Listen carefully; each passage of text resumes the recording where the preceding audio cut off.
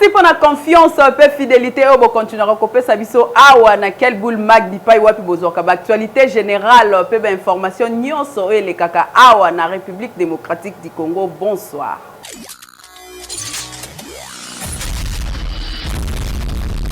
Tofungo la quel boule ya lelo pona ko yebisa bino ke général Edi Kapenda oya 22e région militaire azalaki bongo na ba soda pona ko liesa bango moral pe ayebisi na ba soldat nyonso ke oya ko meka ko trahir mboka akokufa.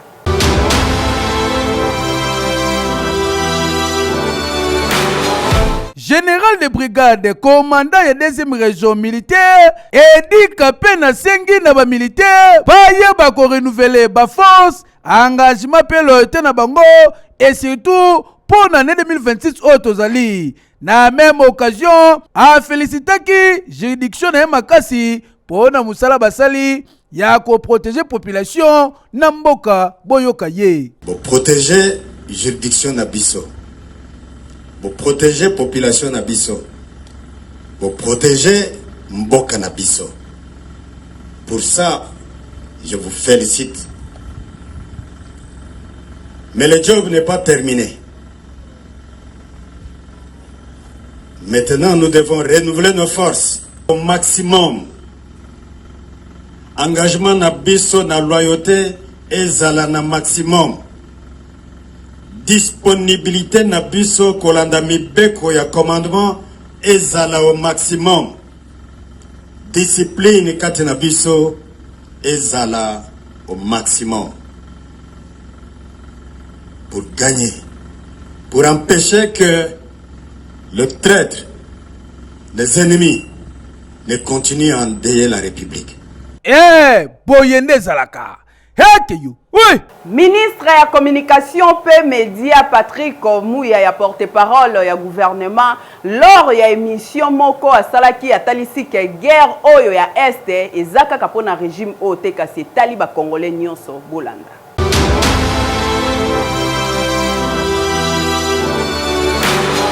La guerre n'est pas la guerre du régime, c'est la guerre qui est faite au Congo.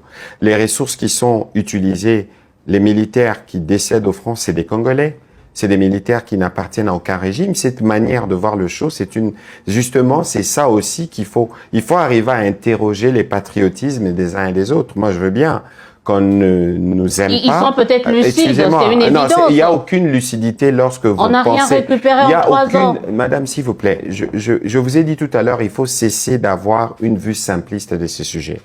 Le président Tshisekedi aurait pu faire le choix de la complaisance comme par les passés, de laisser les Rwandais continuer ses aventures dans notre pays, de laisser les Rwandais piller nos ressources comme ils étaient, mais là, on a fait le choix d'en finir une fois pour toutes. Ça prend certainement du temps, mais nous sommes dans une dynamique qui va nous permettre de régler la question de manière définitive. Eh bien, ceux qui pensent qu'ils peuvent se frotter les doigts de cette situation, d'abord, ils ne sont pas véritablement congolais au sens du terme, non pas au sens de l'esprit. Parce que lorsque vous êtes vraiment congolais, que vous tenez à votre pays, ce qui importe pour vous n'est pas d'abord ce que vous appelez entre guillemets régime. Parce que qu'on ne vous trompe pas, le travail du président Tshisekedi aujourd'hui, c'est de rendre la tâche plus facile à celui qui viendra plus tard.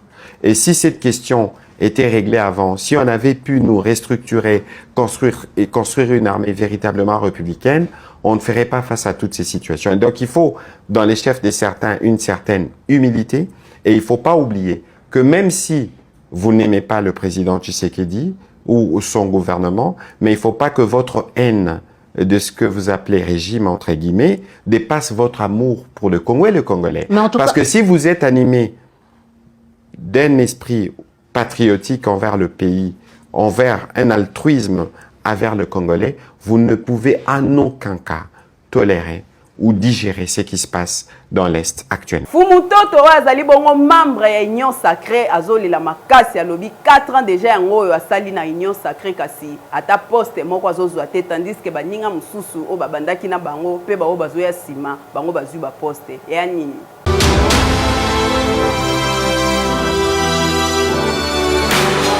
Na défendre mokonzi ya mboka Félix Antoine Tshisekedi Tshilombo, ça fait déjà 4 ans, mais ti lelo na tikala kozwa ta poste moko te, et pourtant ba nomination ezo continue kosopana lokola mai.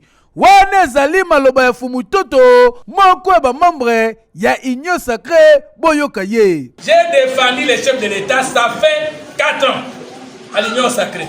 Et je ne reconnais pas quelqu'un de l'Union Sacrée qui a défendu le président Tshisekedi plus que moi. Mais qu'est-ce qui a fait que pendant 4 ans, les autres sont nommés chaque jour et moi je ne suis toujours pas nommé? Est-ce que je ne remplis pas les conditions? Est-ce que je ne suis pas intelligent? Est-ce que je ne mérite pas? Est-ce que je ne défends pas les chefs comme il faut? L'Union Sacrée, pas les chefs de l'État.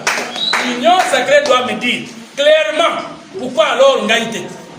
Alors ceux qui battent Ngaïté, on continue à m'en Kasi jusque là mituna ebele zali kotunama soki Fumutoto akomi deja na makanisa kokite Union Sacrée tope azana ye kaka. Kasi kokamwa na Congo mutu soki azali kosala politique tope azali soutenir pouvoir en place, objectif principal na bango ezalaka kaka ya kozwa poste to nini po koservi mboka ezalaka kaka na ba poste politique te.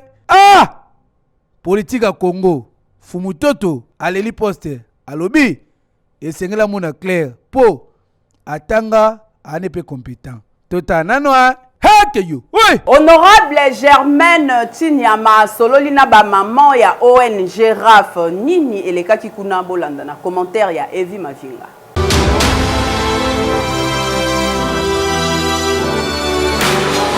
Pendant que baninga bazoleki sa vacances parlementaires na ba voyage touristique, ye alobi Tintin na kokanga maboko te po babase ezozela ngai. Tala tina akitaki awa na cité Mama Mobutu na commune ya Mongafula, ye nani mama ya Kinshasa Honorable Germaine Tinyama Nzolantima lisu ya mokonzi ndenge babengaka ye yoka ambiance ezalaki awa ne tikaka bozalaki na biso.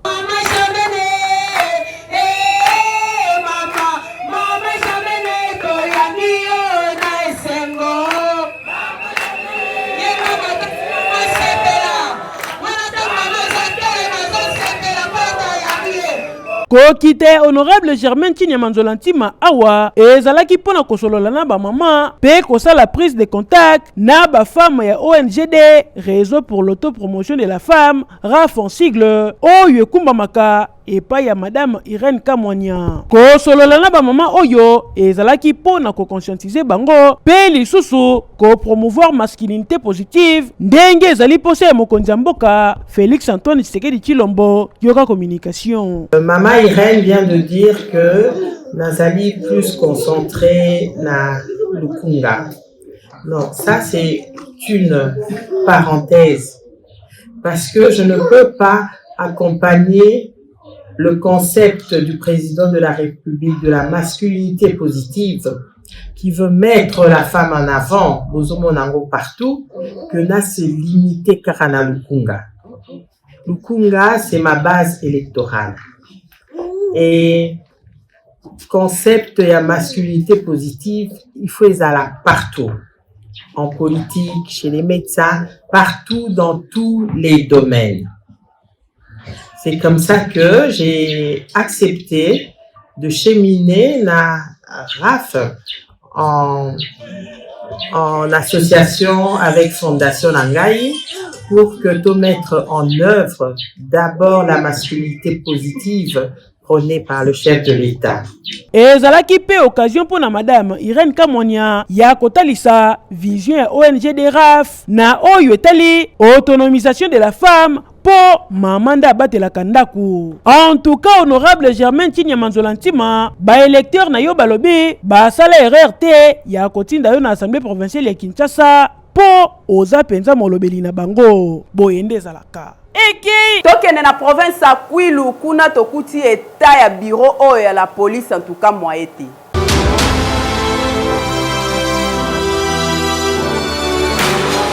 Tozali na province ya Kwilu, précisément na Gungu, esika tokuti société oyo bangonde bazali censé ya ko sécuriser population na babien na bango. Bota la bino moko société tango ya matiti oyo soki kaka mwana moko akourage aleki ana almet ba menga imenga bato bakolela kasi kokamwa tokuti baagent de l'ordre bango bavandi rien que na kotala kaka comprendre que baagent oyo bazali na baproblème ebele ya liboso botala bino moko na place ya teni afile teni na ye ya ble kitoko na makolo atie basket yango mpe botala eta nango emadi mame tolongwe ebongo na mupanzi botala bandeko mosusu oyo alati la gomme ya jaune kasi eta la gomme yango pardon bolukela yango kombo mosusu wana abeti musuni ya bata ebongo ye moko papa komanda botala bino moko lipapa alati kasi na mapeka na ye atie boro ya jaune elakisi ke amuto esthétique ebongo kote teni botala bino moko ndeko so tali kaka boye abeti teni ya kizobazoba veut dire azwi jeans moko ya blé abambi na kote mosusu esali neti kokokana l'essentiel azalaka na teni botala sikoyo papa komanda ye moko apesi mukongo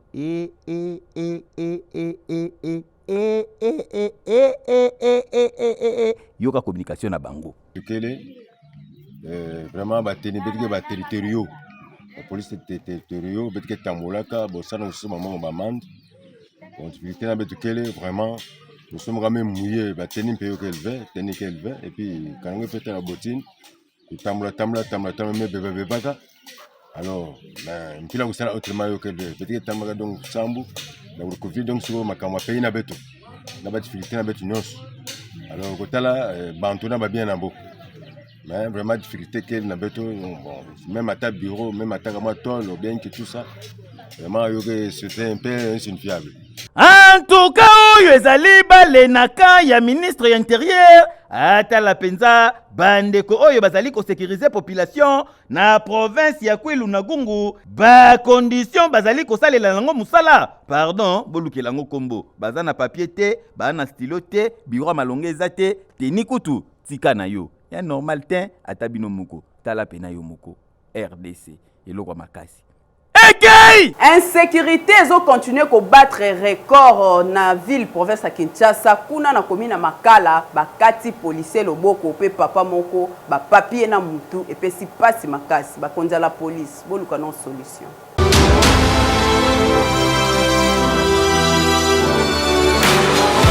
Insécurité ezo continuer ko battre record na ville province à Kinshasa. Awa tozali na commune ya Makala. Policier obomoni alali na mbetu boye. Bauti kokata ye loboko epa bakuluna. Policier azalaka na commune Ngaba. Akoti na commune Makala tellement bakuluna babandaki kosala musala na bango na ba machette. Policier meki kaka akima boye waya bazana e ba papier loboko kaka ndenge bomoni papa policier azolila basuki wana te bakati lisusu papa oyo bomoni bavandi na chaise roulant boye bakati loboko ba papier voir même mutu nde babengi ambulance tellement makile bandai ko bimebele po ba mema papa na hôpital. En tout cas bakondi ya la police oyo ezosala soni makasi po policier bakati na bakuluna boye ebongo ba civil bakosuka wapi. En tout cas oyo ezosenga penza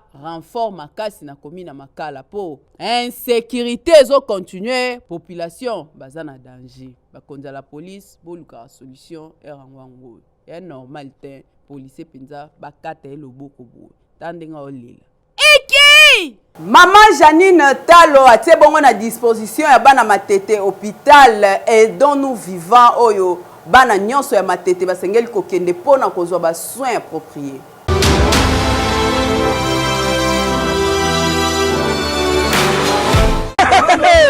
Bande kolanga ya moamba matete kisesu lamba ndinga pe Kinshasa Congo mobimba na memeli bino. Bonne nouvelle et dont nous vivons dans Salisana dans notre zalina bomoi kozela kozwa indobika clinique spécialisée en exploration médicale oyo Maman Janine Talo mwasi ya Talo asaleli biso sans que ezala Talo fondation et dont nous vivons et Nikoloba to Salisana tango tozali na bomoi tango tozali na bomoi esengeli tozo ba soin ya malamu bandeko na ngai ya Kinshasa tobengisi bino nyonso awa na clinique spécialisée en exploration médicale awa nde esika bamashini ya solosolo oyo ezali kosalaka baexamen na bino esalama na ndenge ya lelo côté traitement baminganga ya solosolo baspécialiste batondi awa bebo nyonso wana lokola eza kaka na cadre ya aidons-nous vivants.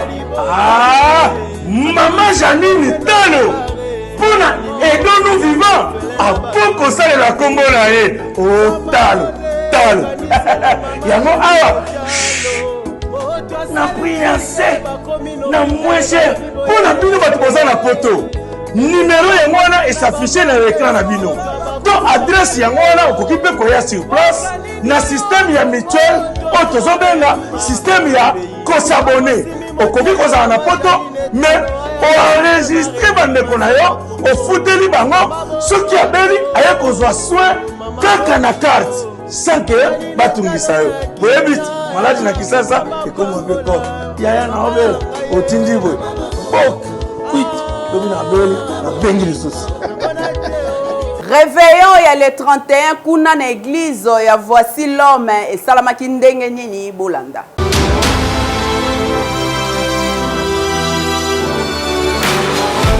Ndenge kaka bozali komona na échangeur ya limité pour na veiller ya traverser oyo ezalaki bongo organisé na grande communauté des assemblées chrétiennes. Voici l'homme oyo ekumbamaka na ye moko l'homme à la tunique de plusieurs couleurs, le pasteur François Mutombo.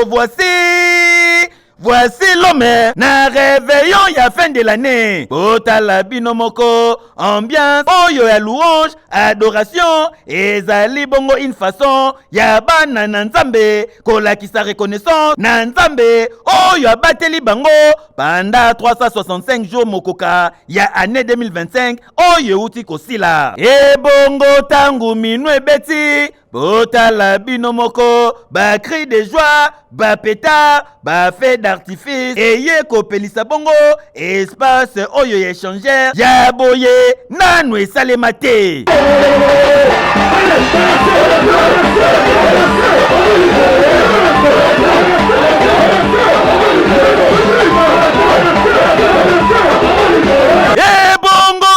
Azui Maloba, l'ange de l'église, le pasteur François Mutombo. Voici l'homme visionnaire, ya grande communauté, CACVH, aye kopesa bongo, thème monene, oyezali central, pour na 2026, loko la vision, ya communauté. Nazali kopambola Nzambe, kopambola peuple kinois, thème nango ezali ndenge nini kolonga na ne na yo.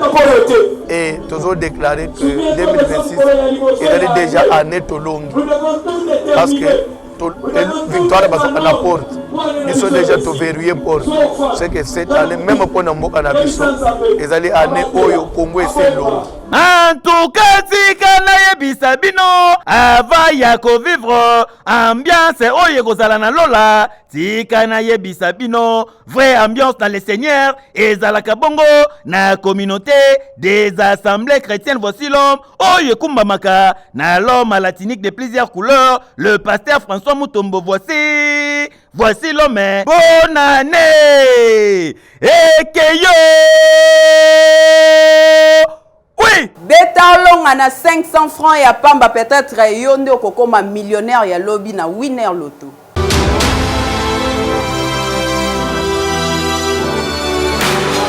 Kurban Salou. Kubwa ya sai. Résidence est sauvée. Yako za na loka boy. Alors continue. Nande ba komeli yango Ba patient. Ali pisa hydrophore. Yeko. Yeah. Ngaza complanté. Séraphie. Il y a beaucoup de gagnants. Certains sont parmi vous. Winner Lotto a déjà commencé. On soumet déjà ticket nayo. Win 4. 250 francs par ligne. Gagnez 4 numéros pour un jackpot à partir de 10 millions de francs congolais. Et Win 4 doublé, 500 francs par ligne. Gagnez 4 numéros pour un jackpot à partir de 20 millions de francs congolais. Tous les jours, Les prix commencent à partir de 2 numéros gagnés. À jouer sur tous nos points de vente et mobiles en composant étoile 404 dièse disponible sur M-Pesa et RTL Money. Église pentecôtiste va célébrer qui journée à 4 janvier kuna na palais du peuple Bolanda.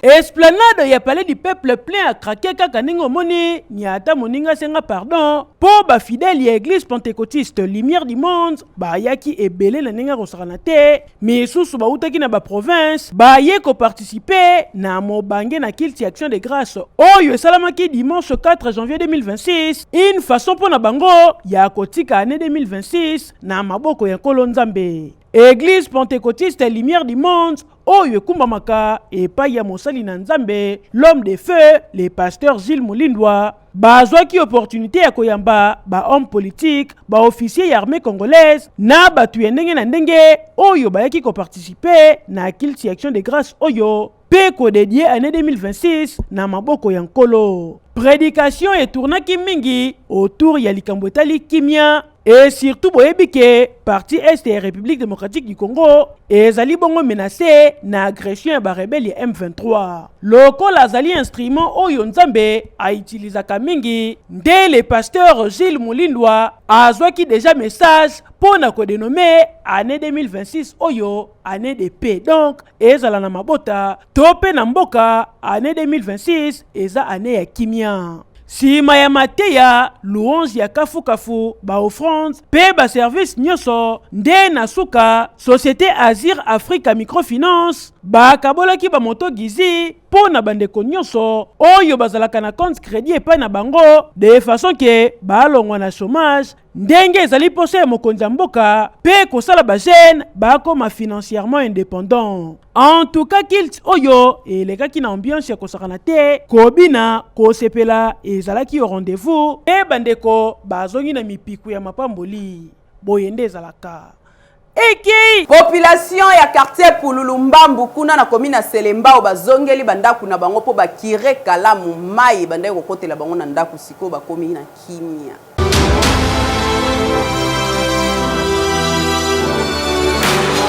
Quartier Pululumbambu ezali moko ya ba quartier na kati ya commune ya Selembao kasi awa na quartier oyo tolakisaki bino ndenge batu basundolaki bandaku likolo ya mvula mai ebandaki kokotela batu na kati ya bandaku mwaye bavanda malamu ezalaki te nde mingi bakimaki basundoli bandaku nde babandaki kolela na bakonzi basengaki bakirele bango kalamu po bazonga na bandaku na bango bavivre malamu. Lelo oyo bakonzi bayoki kolela na bango bakire kalamu kaka ndenge bozali komona mai ekomi koleka kitoko population basepeli bazongi na bandaku na bango kaka ndenge bozali komona awa bazosala musala na tongo ba mama baosukola bilamba esengo makasi oyoka communication na kokire kalamu ndenge baye kokire kalamu en tout cas penza to sepeli na yango na yebite na ndenge yo moko po yaki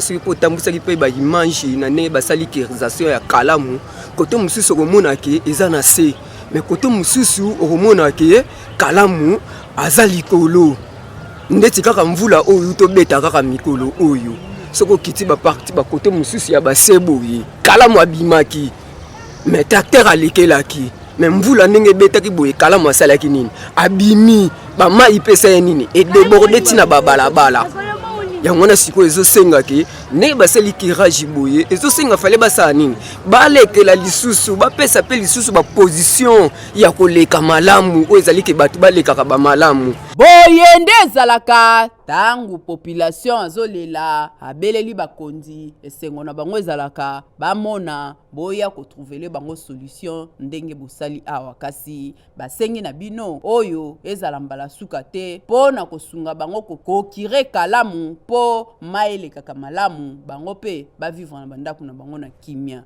po sino te bakoya kokima lisusu. Route nationale numéro 16 na Congo central est commis impraticable na ndenga osakana te ba commerçant baleli.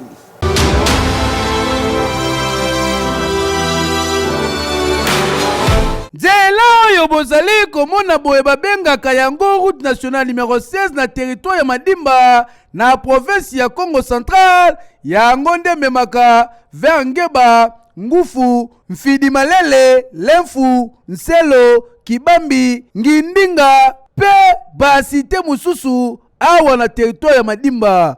Botala bino moko ndenge nini ezali kokoze problème sérieux ya potopoto awa bachofa bawewa na batu ya velo balelaka na ndenge kosakana te soko ozotambona bacharge awa okolelebele po nzela ezali impraticable ya nyama. Donc mingi bacommerçant bamonaka nde bwale na bango mpona koleka awa, et surtout mpona kosala échange économique veut dire kobimisa to kokotisa biloko kote oyo. Situation oyo ezali kosala ke bacommerçant moyen basomba marchandise na bango eza te mpo nzela oyo epermetaka meme na mutu akota kisantu to mpe na frontière ya Angola na Kikosilwidi, Kindompolo pe Wungu. Boyoka bongo communication ya population ndenge nini balance cri d'alarme na bango. Nzela eza pena mabe makasi fane babongisela biso nzela babongisela biso wanzela poto onyoka vraiment inzila ina yimbi aba motari bankwa kama tutunomba transport dingi uneni lettre beti baba député botu pota akiti kuisa kukwa akiti bamona ya nzila akiti kuna Kinshasa basinyilanga pasika kapetu tabifunda ntu. Souci ya baisager ya nzela oyo mingi bacommerçant ezali ke baautorité compétente bayeba nanu kotrouvele bango solution ya nzela oyo ezwi ta ebele depuis ebeba ti lelo solution ikeleve yango totuni badepute nationaux na provinciaux ya Congo Central eske bayebi makambo oyo to bayebi yango te po population baolela na kombo na bino balobi na 2028 boya lisusu bango pe bakovote lisusu lokola bozwi bango bayuma na bino enini hekeyo. Quartier Kalunga na commune ya Selemba aux population ba vivra kuna bazana ba difficulté ya ndenge na ndenge tala condition de vie na bango.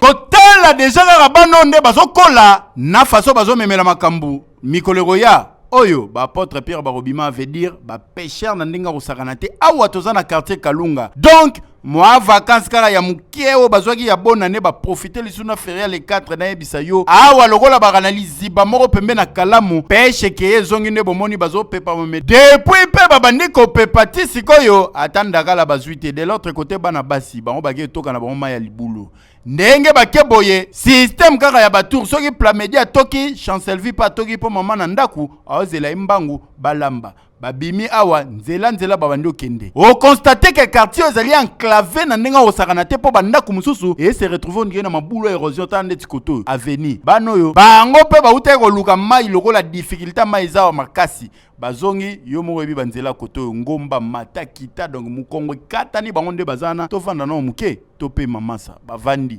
bazongi sa mo énergie de l'autre côté moi fufu liboso lupangu moi makala a mama tandika saki na ye manga yango na chena se ezolakisa ke ba vivra pe na mo ba petit commerce na bango toke na ngambo mususu problème na bango ya bien a ezali ke pourra epelaka pelele 5 sur 5 mais tala siko ba poto o emema ba câble courant koto pasi pe mawa banzeta bambu awa ba difficulté yele na ndenga osakana te pona kotala kaka boy nyonso ezomona na déjà population ya quartier Kalunga awa na commune na Selemba baleli pe basengi des enclavements ya quartier na bango salema pour permettre pe bango ba vivre kitoko po baza en pleine capitale mais ko talande bazo vivre on y batumo ba na faubourg on y ba na fin fond mais ba na Kinshasa na capitale et surtout na centre ville taba condition ya la nini keyo. Oui.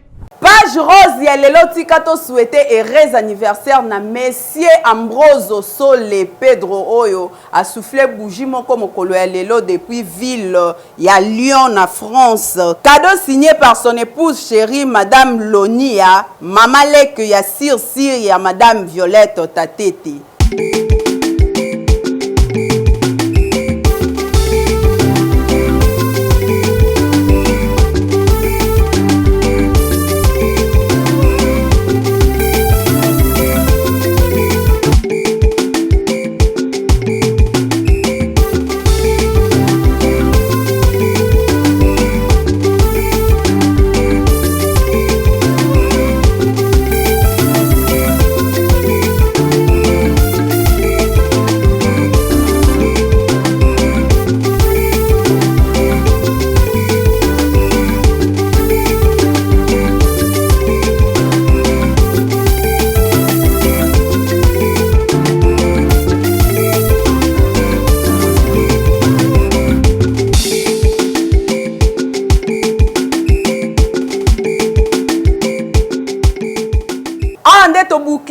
émission na biso ya mardi ya lelo onazaki na plaisir makasi ya ko présenter yango pona bino tika to souhaiter joyeux anniversaire na Olga Matinda oyo a soufflé pe bougie na mokolo ya lelo que dit bien que du bonheur na yo ngana bino tukutani mbala sima na même occasion ya ko servir bino.